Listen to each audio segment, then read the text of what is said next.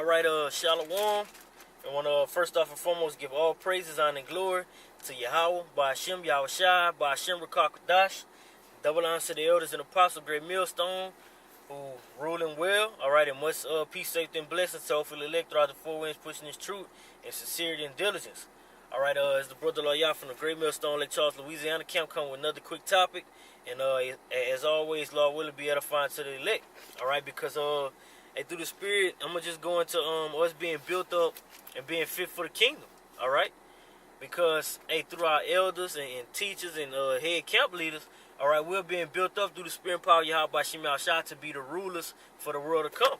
All right, but through that, we're gonna go through diverse temptations. All right, we're gonna have to eventually learn how to discern the spirits. All right, and because of the latter times that we're approaching. All right, we're gonna be dealing with the multitudes of people. All right, and that's gonna basically show how will you rule in our kingdom to come. All right, when everything is established through 100% righteousness. All right, so without further ado, I'm gonna just grab this quick precept real quick. This is Ecclesiastes 10, and I'm gonna start at 16.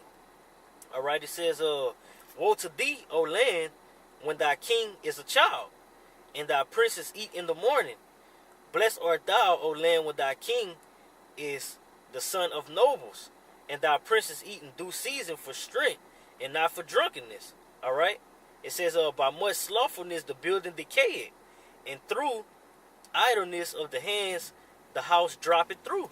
All right, so it's gonna be destruction until the inhabitants and everyone dwelling in that land, when you have a king that's set over you that's still in the mindset of a child. All right, who's doing childish things. As the scriptures say, when I was a child, I did childish things. Just roughly paraphrasing it. But when I became a man, I put away those things. And when you come into this truth, you're going to laugh. And now I'm saying, whenever you amongst the brothers, but as far as dealing and conducting yourself as a prophet, you have to put all those things away, Because by you being in that mindset, you're going to have everyone under you thinking that they can just walk all over you. All right, and the king is not supposed to be walked on, walked over on. Let me get a quick precept. This is Exodus and 15. Exodus 15 and 3.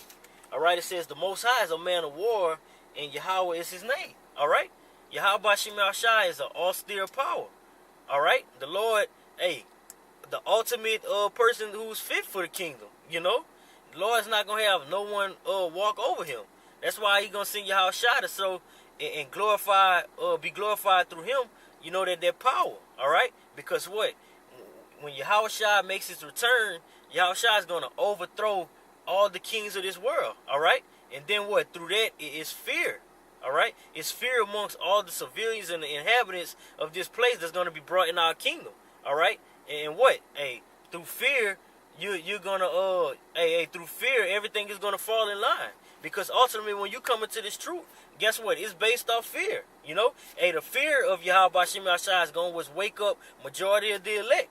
We'll grab that. Because fear plays a major role. That's why the scriptures say it's a fearful thing to fall into the hands of Yahweh by Shem Shai.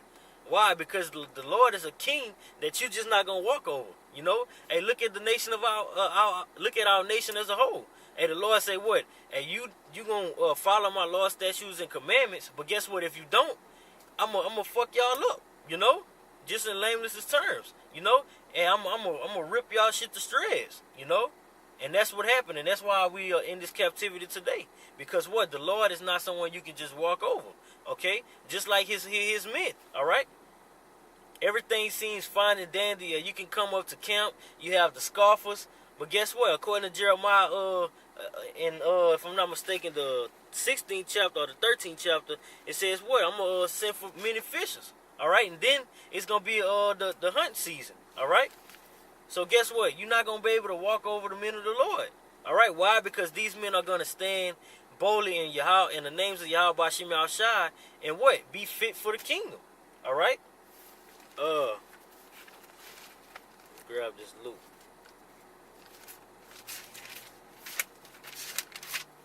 This is Luke chapter 9. Chapter 9 and verse 62. And Yahushua said unto him, no man having put his hand on to the plow and looking back is fit for the kingdom of the Most High. All right, so now you're dealing with two people. All right, you have the 2/3. All right, the 2/3 of you Negroes, Latinos, and Natives, and you have the 144 elect thousand men. All right, and what does the scripture say? No man having put his hand on the plow, looking back is fit for the kingdom. So this is an attribute of a 2/3. All right, if you put your hand on the plow and according to these scriptures and make an oath to Yahweh Shem Yahshai, all right, and you looking back, going back to your vomit, and you not fit for the kingdom. All right, and Yahweh Shem Yahshai wants stern men. All right, men that's gonna basically be martyrs and have to be put to death if need be. You know, that's the mentality that you have to be in. All right, to be fit for the kingdom. All right, dying for you. You have many examples throughout the scriptures. All right, going to Romans 15:4, the things written aforetime was written for our learning. All right, these men was willing to die for, you know, not even the smallest commandments. You know, the smallest laws as far as not eating pork. You know, brothers was like, hey man, if I gotta be put to death for not doing it, then so be it. You know, hey, but what I'm gonna get you damn heathens back for it. All right, and that's the mindset that you have to be in. All right. We get another quick precept. This is Ezekiel 18 and 32. This is Ezekiel chapter.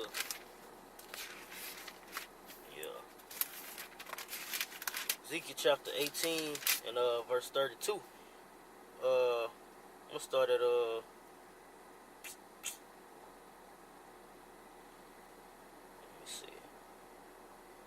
Okay, 31.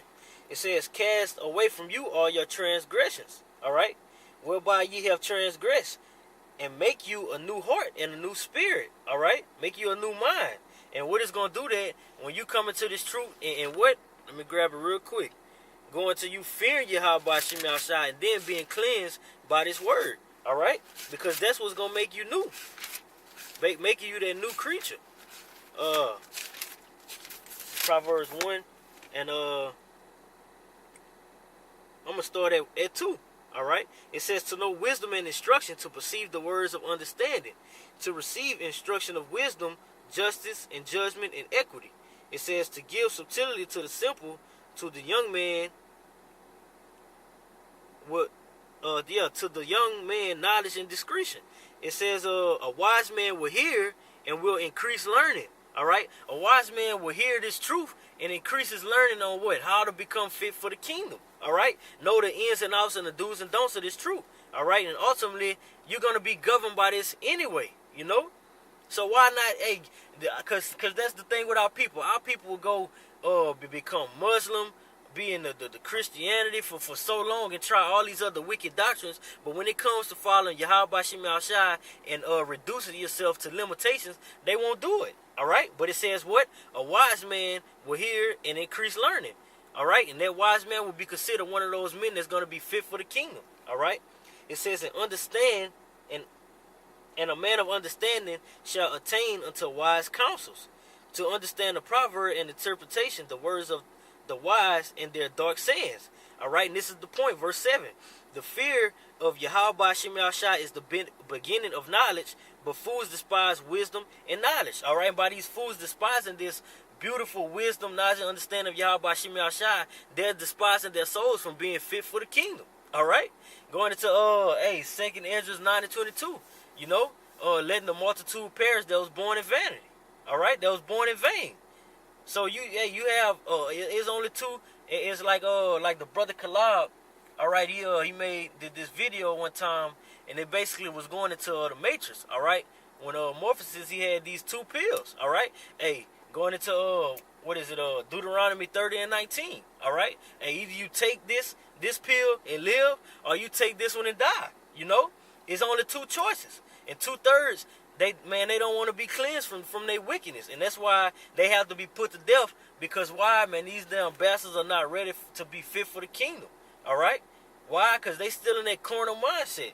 All right, going back to Ezekiel 18 in verse 31, I'm gonna start from 31 again. It says, "Cast away from you all your transgressions." What does that mean? Hey, repent. You know, that's how you cast away your transgressions. Repent. All right, in the true, holy, and powerful names, Yahweh Yahweh Shai, whereby ye have transgressed, and make you a new heart and a new spirit. For why will ye die, O house of Israel? Because y'all some wicked ass niggas. You know, it says, for I have no pleasure in death of him that died. Like when the man, let me grab that real quick. Let the dead bury the dead.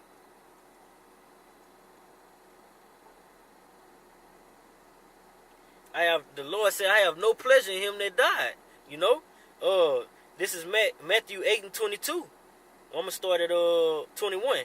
And another of his disciples said unto him, Lord, suffer me first to go bury my father. But Yahushua said unto him, follow me, and let the dead bury the dead. All right, those two. And you had one that wasn't fit for the kingdom, and one that was being trained up to be fit for the kingdom. All right. Hey, to hell with these niggas. Know what I'm saying? They won't get it. Our objective is to build on ourselves and our brothers that's really pushing in this truth. Know what I'm saying? So we can get the hell up out of here. Because what? We're hated for wanting to be fit for the kingdom. We're hated for doing what's right. You know? And that's what the 2/3 of the people of our nation can't understand. You know? They hate us, but when it all boils down, we're actually being hated for wanting to do what's right. All right? Damn, man, these people need death. It's verse 32. For I have no pleasure in the death of him that died, said Yahweh. Said Lord power. Wherefore turn yourselves and live ye. So turn away from that wickedness and live. Alright, going into what? Let me grab that back in the book of Ezekiel also. Ezekiel 33. The valley of the dry bones. It's 37, if I'm not mistaken. Yeah. Ezekiel 37 and 3. And he said unto me, Son of man, can these bones live? Yeah, these bones can live. You know what? Hey, the apostles are woken up. The prophets are woken up. All right, and we are continuously striving for the elect to be sealed. All right. It says, and I answered, O Lord Yahweh, thou knowest. And again he said unto me, prophesy upon these bones, and say unto them, O ye dry bones, hear the word of Yahweh. Thus said the Most High Yahweh unto these bones, behold, I will cause breath to enter into you, and ye shall live. All right, and that's how you be. This is how you live. All right. Let me get that account real quick. And all this goes back. All these things goes into us being fit for the kingdom. All right, because before we can apply and be ready and know how to be fit for the kingdom, all right, and we have to have that breath of life being bred into us. All right, this is John 6 and 63. All right, it says, it is the spirit that quickeneth, the flesh profited nothing. The words that I speak unto you, they are spirit and they are life. All right, but and that's where you have these two individuals pop right back up. The ones that's not fit for the kingdom, and the elect that's going to be fit for the kingdom. It says, but, in verse 64, there are some of you that believe not. 2/3. They not going to believe on Yahweh Shem Yahshua. And that's why they won't be fit for the kingdom. All right? This is Proverbs 26 and 11. Going into what? Hey, the ones that's not fit for the kingdom, they'll come into this thing crept in unaware, all right, come in through the side, though, rather than having Yahweh Shem Yahshua knock on that door, that front door, all right, and they go back to their vomit. Why? Because ultimately they wasn't chosen, and they wasn't fit for the kingdom, all right. This is Proverbs 26 and 11. As a dog returning to his vomit, so a fool returning to his folly, all right. Hey, seest thou a man wise in his own conceit? There is more hope of a fool than of him. You know, a dog gonna return to his own vomit. Going back to what? Coming into this truth. 144. Coming into this truth, and what? Hey, returning to the things, the cares of the world. All right, and I have to do this. I have to do that. all these things are not going to benefit you in the day of Yahweh Bashim Shai. All right? And that's what you want to do, you know? And you want to be pleasing in the eyes of Yahweh Bashim Shai. You want to know with 100% truth, you know? With 100% assurity. You know, like, hey, I'm fit for the kingdom. You know, hey, I want this. You know? I want it more than the next, you know? And ultimately staying humble, you know? Because that's something else that I have you err and go off. All right? Hey, being too prideful. All right? Let me go into this next precept. We get basically us putting on for the elect. All right? Because that's a part of us being that's a part of us being fit for the kingdom. All right?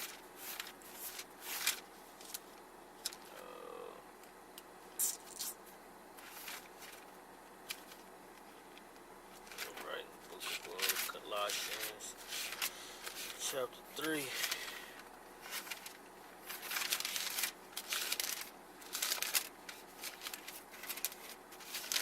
This is Colossians chapter 3 and verse 12. Put on therefore as the elect of the Most High, holy and beloved, bowels of mercy, kindness, humbleness of mind. Humbleness is what? Being fit for the kingdom. All right? You have to be humble because what? Yahweh Shema Shai resides with the meek, all right? With the lowly. It says long suffering, all right? That's another a great attribute if you long suffering in this truth. All right, going to Rome, the book of Romans, all right? I'm gonna grab